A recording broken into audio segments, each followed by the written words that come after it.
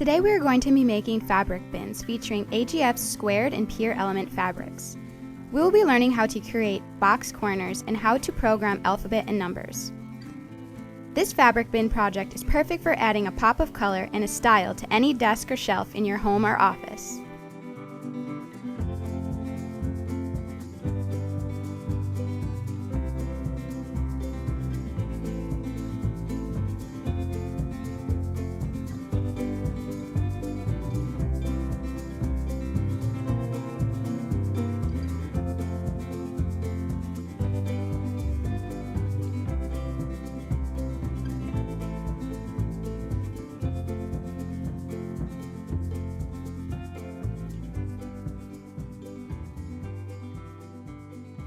Choose what size bin you would like to make. Take the squared elements piece of fabric and iron fusible fleece to the wrong side of the fabric. If you choose the extra firm stabilizer, you will have to sew it to the wrong side of the fabric, sewing as close to the edge as possible. When using fusible fleece, your bin will be more soft and pliable. If you use the extra firm stabilizer, it will be a little more sturdy and hard. It depends on what type of bins you prefer and what you will be storing in them.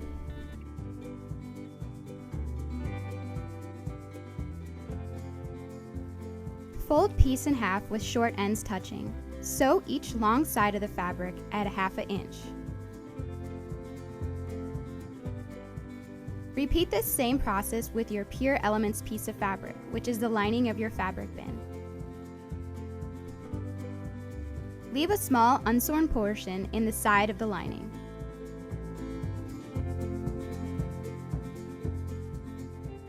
We want to box the interior corners to get a nice flat bottom on the fabric bin. This way the bin will have more body. Take the exterior of the bin, wrong side out, and draw two 1.5 inch squares. Pinch apart the two layers of the bin to get a little triangle on one corner. Flatten it down a little bit and hold it tight.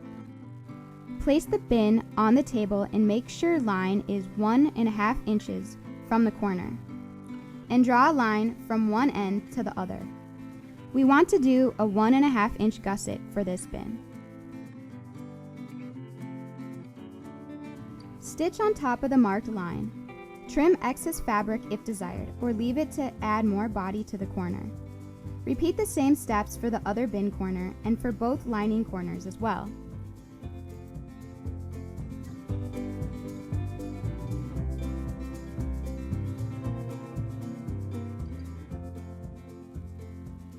Tuck the exterior of the bin into the lining. Right sides of the lining and exterior of the bin should be facing each other. Pin lining and exterior of the bin together. Make sure the side seams match up. Sew around the top of the bin at 1/2 inch.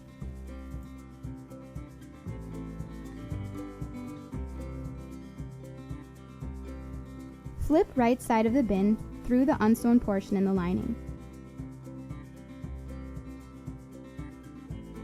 Fold under raw edges and hand stitch or machine stitch unsewn portion and lining closed. Tuck lining inside of bin and top stitch 1/4 inch all the way around the top of your bin.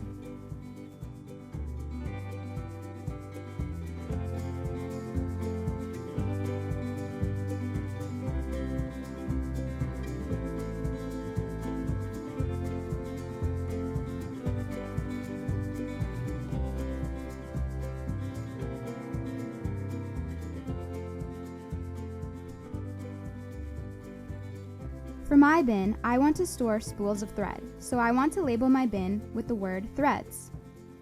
Press the Memory On button and you will see the number 30 flashing on your screen.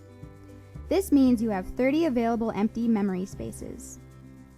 Next, push the letter A button. This will bring you into the selection process. To go through the menu options, push the right or left arrow button to get to the desired letter or number you need. Once you get to your desired selection, press the button on the right side of the Memory On button. Continue with this process until you finish spelling out your word.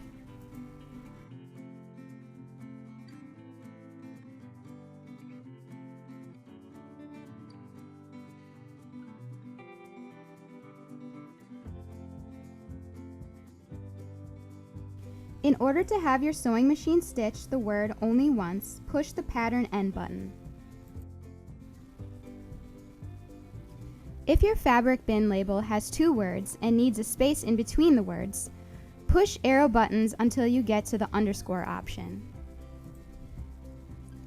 Test out your word on a scrap piece of fabric of end batting.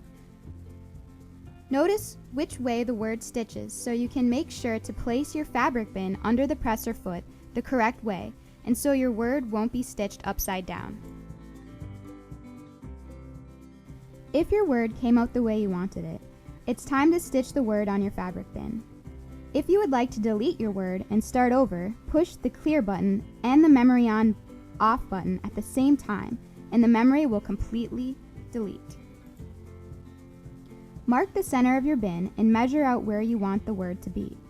Place 2 pins on either side of where the word will be stitched.